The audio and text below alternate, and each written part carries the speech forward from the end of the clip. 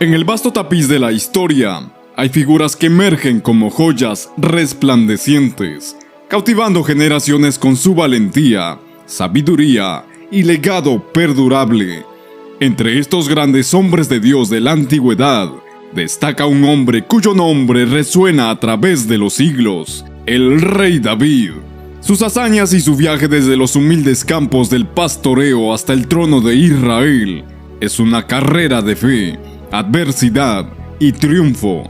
Adentrémonos en los capítulos extraordinarios de la vida de David, donde la música de sus salmos se entrelaza con las batallas que libró y las decisiones que moldearon su reino y un legado inmortal.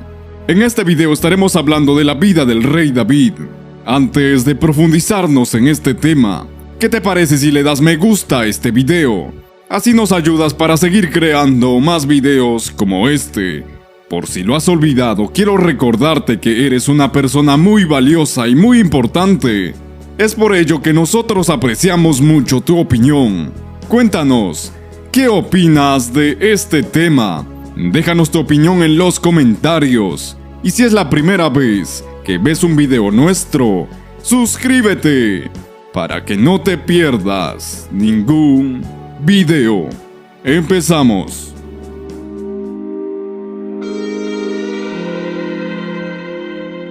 David, cuyo nombre en hebreo significa amado, nació en Belén, una pequeña ciudad en Judá. Fue el octavo y último hijo de su padre Isaí. Isaí era un hombre de la tribu de Judá y vivía en la ciudad de Belén. Su linaje se remonta a la historia de Boaz y Ruth, lo que lo conectaba con una rica herencia espiritual y cultural. La madre de David no es mencionada directamente en la Biblia por su nombre, pero se sabe que se llama Nitzebet. La Biblia no proporciona muchos detalles sobre ella, pero algunas tradiciones y textos antiguos judíos la describen como una mujer piadosa y sabia. Y aunque los detalles sobre Nitzebet son escasos, su papel como madre en la historia de David es muy significativo. Desde su perspectiva presenció los eventos que llevaron a su hijo a convertirse en un líder destacado. Su influencia en la crianza y el apoyo emocional que brindó a David probablemente contribuyeron a su carácter y su conexión con la espiritualidad. Aunque la Biblia no profundiza en su historia, pero su papel como madre y figura de apoyo en la vida de David es un recordatorio de la importancia de las figuras familiares en la formación de líderes y personas influyentes. Aunque en un principio no se esperaba que David tuviera un papel destacado en la historia, su vida tomó un giro importante cuando el profeta Samuel llegó a Belén con un propósito secreto. Dios le indicó a Samuel que ungiera a uno de los hijos de Isaí como futuro rey de Israel. Cuando el profeta Samuel fue a la casa de Isaí en Belén, Samuel consideró a Eliab, el hijo mayor de Isaí, como un posible candidato debido a su apariencia impresionante y a su altura. Sin embargo, Dios le dijo a Samuel que no debía juzgar las apariencias, ya que Dios mira el corazón de las personas. El relato bíblico narra que Isaí hizo pasar a sus 7 hijos para ver quién era el ungido, pero ninguno de ellos era el ungido. Entonces Samuel preguntó a Isaí si tenía otro hijo, a la cual Isaí respondió que sí tenía. Este era el menor de todos y se encontraba apacentando ovejas. Entonces Samuel lo hizo llamar, y cuando David llegó delante de Samuel, Dios indicó a Samuel que David era el elegido como el próximo rey de Israel. Amados hermanos, a pesar que David no era el más alto ni el más llamativo de los hijos de Isaí, esto resalta la importancia que Dios da al corazón y al carácter de una persona en lugar de su aspecto externo. En el primer libro de Samuel, capítulo 17, narra un conflicto entre los israelitas y los filisteos. El ejército filisteo había reunido su campamento en un lado de un valle, mientras que el ejército israelita se encontraba en el otro. Para evitar una gran batalla, los filisteos propusieron un combate singular, en el que un campeón de cada bando se enfrentaría en un duelo para determinar el resultado de la guerra. El campeón filisteo era un gigante llamado Goliat, Goliat desafiaba a cualquier hombre israelita a enfrentarlo en combate mano a mano. Leamos el primer libro de Samuel, capítulo 17, versículo 8. Y se paró, y dio voces a los escuadrones de Israel, diciéndoles: ¿Para qué os habéis puesto en orden de batalla? ¿No soy yo el filisteo y vosotros los siervos de Saúl? Escoged de entre vosotros un hombre que venga contra mí. Si él pudiera pelear conmigo y me venciere, nosotros seremos vuestros siervos.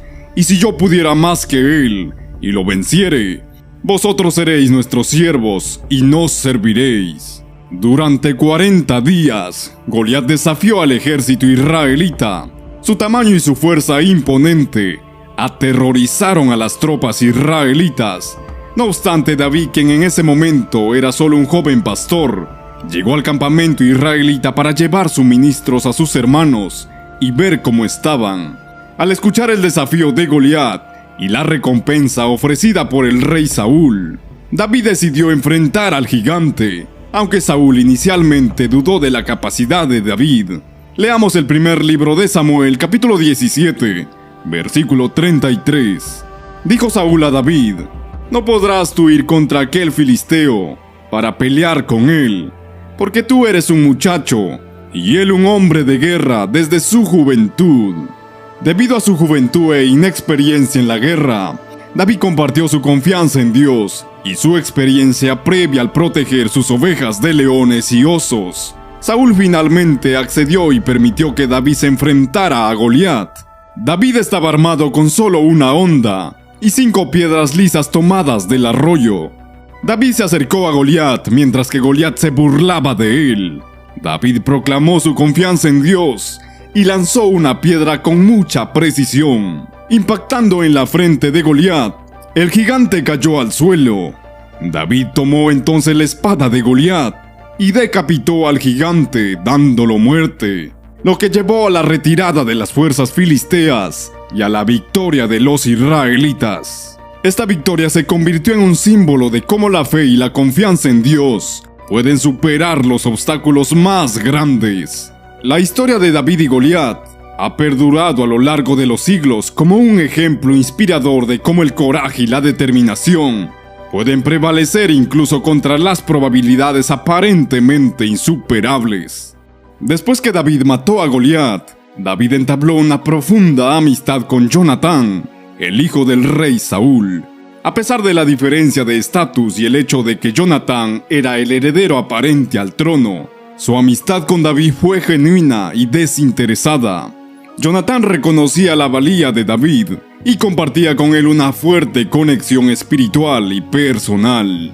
Por otro lado, Saúl, el rey en ese momento, experimentó un conflicto interno al ver el ascenso de David, aunque al principio se sintió atraído por las habilidades de David y lo nombró como su escudero y músico de la corte. Sin embargo, con el tiempo se volvió celoso y temeroso de la popularidad de David. Saúl comenzó a ver a David como una amenaza a su reino, y en un momento de enojo y paranoia intentó matarlo en varias ocasiones. La relación triangular entre David, Jonatán y Saúl es un ejemplo poderoso de los desafíos y complejidades que surgen en la política y la lealtad en el contexto de la realeza. A pesar de los intentos de Saúl por deshacerse de David, Jonatán continuó apoyando a su amigo y advirtiéndolo de los peligros inminentes. Esta dinámica subraya la lucha interna de Saúl y cómo los celos y el miedo pueden nublar el juicio y la razón. Leamos en el primer libro de Samuel, capítulo 19, versículo 10. Y procuró Saúl clavar a David en la pared con la lanza, pero él se apartó delante de Saúl, y la lanza hirió la pared, y David huyó y escapó aquella noche. En este versículo podemos ver que Saúl, debido a sus celos, intentó clavar a David en la pared con una lanza. No obstante, David logró escapar en el último momento, y lleno de temor David huyó a la cueva de Adulam, un lugar rocoso y apartado. Allí su familia y los afligidos se unieron a él, y David se convirtió en su líder. Reunió a unos 400 hombres que compartían su deseo de protegerse de la persecución de Saúl. En el primer libro de Samuel, capítulo 24, narra que David, estando en el desierto en Engadi, tuvo la oportunidad de vengarse de Saúl, quien estaba indefenso en una cueva. Pero David decidió no hacerlo, respetando la posición de Saúl como ungido de Dios. Y esto fue lo que le dijo David a sus hombres: Jehová me guarde de hacer tal cosa contra mi Señor. David también se refugió en el desierto de Zif, donde enfrentó la continua persecución de Saúl. A pesar de la dificultad de la situación, David confiaba que Dios lo protegería. Ten misericordia de mí, oh Dios, porque en ti ha confiado mi alma, expresó en un salmo. En medio de estas luchas y desafíos, David demostró su liderazgo y su integridad. Aunque huía de la persecución de Saúl, David nunca perdió su fe en Dios, ni su respeto por la posición del rey ungido. A medida iba reuniendo más seguidores leales y enfrentaba peligros físicos y morales, David mostró su valentía y su confianza en que Dios estaba con él en su viaje tumultuoso. Después de años de huida y enfrentamiento con Saúl, David finalmente vio el cumplimiento de la promesa que Dios le había hecho a través del profeta Samuel. Llegó el momento en que David se convirtió en rey, primero de Judá y luego de todo Israel, unificando las tribus bajo su liderazgo. La muerte de Saúl abrió el camino para que David ascendiera al trono. David fue ungido como rey sobre la tribu de Judá en Hebrón. Aunque David ya tenía experiencia como líder y había sido reconocido por muchos, este fue un paso significativo hacia la realización de su destino como rey de Israel. David gobernó sobre la tribu de Judá en Hebrón durante 7 años. Durante este tiempo consolidó su liderazgo y fortaleció su posición. Sin embargo, David tenía la visión de unificar todas las tribus bajo un solo rey. En un momento crucial, los ancianos de Israel se acercaron a David y le pidieron que se convirtiera en su rey. Y finalmente, después de años de espera y de haber demostrado su valía como líder en las batallas y en la administración de la justicia, David fue ungido como rey sobre todo Israel en Hebrón. Su unificación de las tribus marcó un punto de inflexión en la historia de Israel, estableciendo una monarquía que perduraría durante generaciones. La coronación de David como rey de todo Israel no solo cumplió la promesa de Dios, sino que también demostró su capacidad para liderar y unir un pueblo diverso bajo un solo liderazgo.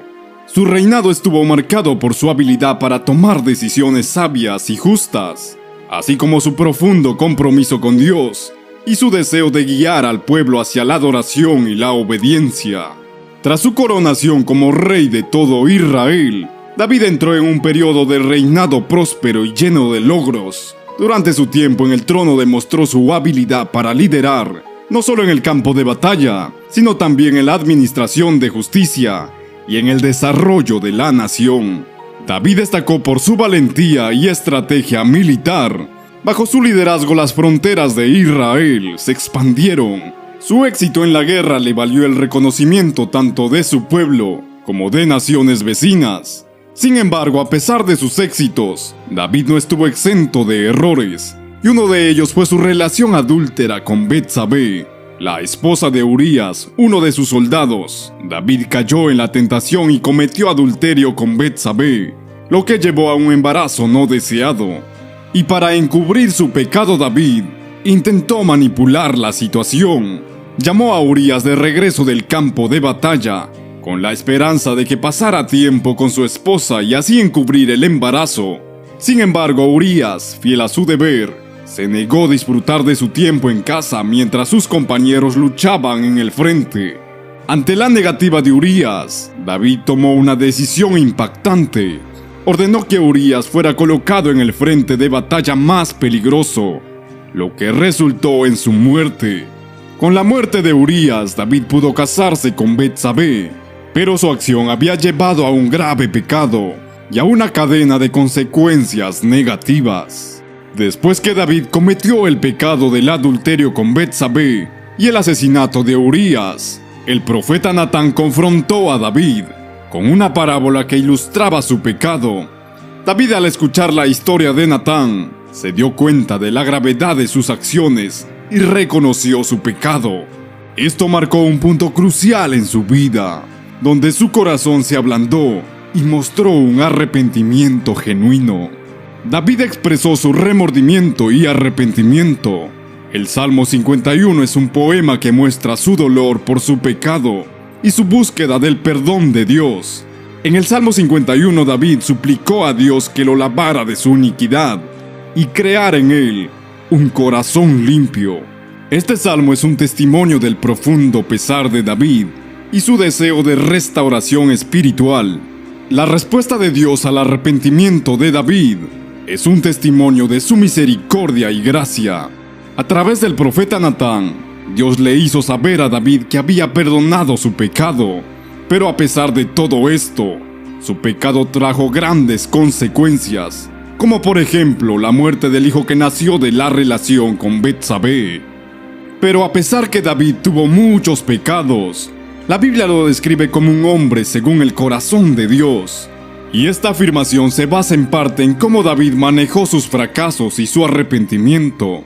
Aunque cometió pecados graves, su corazón genuinamente arrepentido y su búsqueda de Dios en medio de la adversidad resaltaron su relación especial con Dios. David, además de ser un guerrero y un rey, también es conocido como el Salterio de Israel, ya que muchos de los salmos en el libro de los Salmos de la Biblia se atribuyen a él. Estos salmos son expresiones proféticas profundas de su relación con Dios, sus emociones, sus luchas y su adoración. Los salmos escritos por David abarcan una amplia gama de temas y emociones. Algunos expresan su adoración y alabanza a Dios por su grandeza y amor. Otros reflejan momentos de dolor, arrepentimiento y búsqueda de perdón. Además, hay salmos que capturan su confianza en Dios en medio de desafíos y persecución.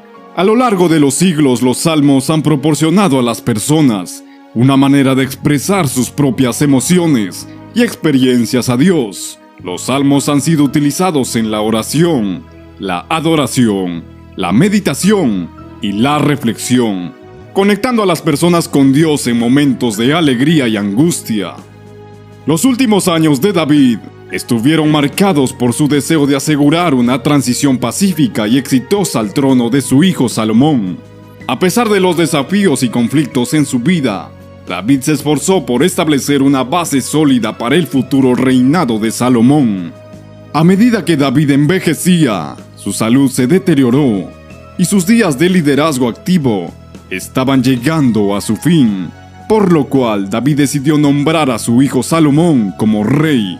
David también preparó los recursos necesarios para la construcción del templo en Jerusalén, un proyecto que Dios le había prohibido llevar a cabo personalmente, debido a su historia de guerra y derramamiento de sangre. A medida que llegaba el momento de su muerte, David se aseguró de que la transición al trono de Salomón fuera oficial y respaldada por las figuras clave en el reino. Sin embargo, su hijo Adonías intentó tomar el trono, lo que resultó en una lucha de poder interna. No obstante, David intervino y aseguró que Salomón fuera coronado rey mientras él todavía estaba vivo. Y después de esto, David murió.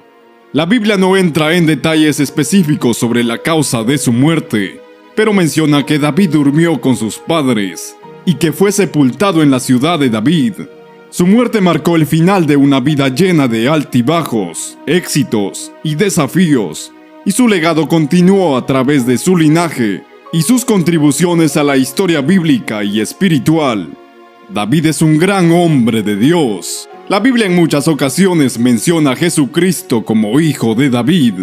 Esto es un hecho bastante llamativo y significativo, considerando que el rey David también cometió pecados graves como el adulterio y el asesinato, pero fue incomparable en su conducta de arrepentimiento y contrición, por lo que fue aceptado por Dios y se convirtió en una figura ejemplar para los necesitados de misericordia. Así estamos llegando al final de este video. Esperamos que esta información sea de gran bendición para tu vida. Te invito a que lo compartas con tus amigos y familiares para que puedan ver esta gran historia. Sin más que decir, ahora me despido. Y conmigo será hasta un próximo video.